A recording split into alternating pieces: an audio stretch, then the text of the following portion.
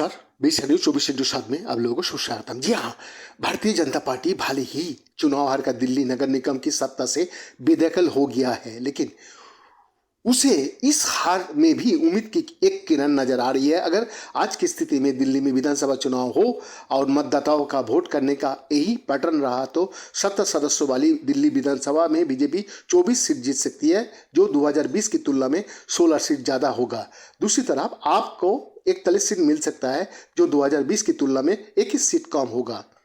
साल 2020 का विधानसभा चुनाव में बीजेपी ने 8 सीट जीती थी, जबकि आम आदमी पार्टी ने 62 सीट जीती थी। 2015 का विधानसभा चुनाव का मुकाबला 2020 में आपको 5 सीटों का नुकसान हुआ था, जबकि बीजेपी को 5 सीटों का फायदा हुआ था।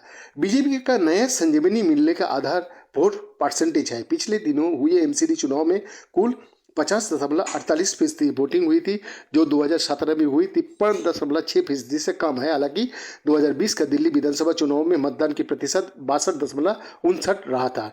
एमसीडी चुनाव के लिए सभी 250 वार्डों में कुल 1.45 करोड़ से अधिक मतदाता पंजीकृत है। आपने इस चुनाव में 134 सीट जीतकर 15 साल से एमसीडी पर राज कर रही बीजेपी को सत्ता से बेदखल करते हुए उसे 104 वार्ड में सीमित करते हुए दूसरे नंबर पर धकेल दिया है।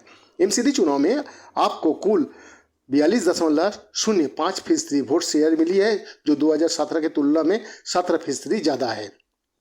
भाजपा ने भी 2017 की तुलना में अपने वोट शेयर से 3% की वृद्धि दर्ज की है। उससे कुल 36.08% वोट शेयर हासिल हुई। हालांकि 2017 में दिल्ली नगर निगम के तीनों निगम में अलग अलग चुनाव हुए थे। इस बार तीनों नगर निगम उत्तर, दक्षिण और पूर्वी दिल्ली के विलय और 2072 से 2050 वार्ड किए जाने के बाद हुए हालिया की मद्देनजर परिसीमन के साथ ये चुनाव हुआ।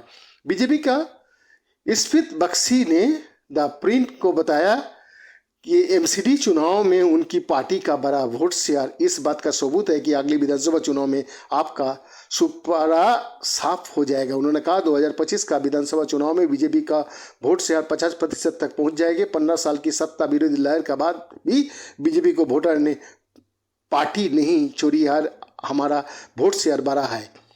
बख्शी ने कहा हम 16 से ज्यादा सीट सिर्फ 1000 वोट के अंतर ही हार चुका है। बैद्यनाथ दास का रिपोर्ट, 20 न्यूज 24/7।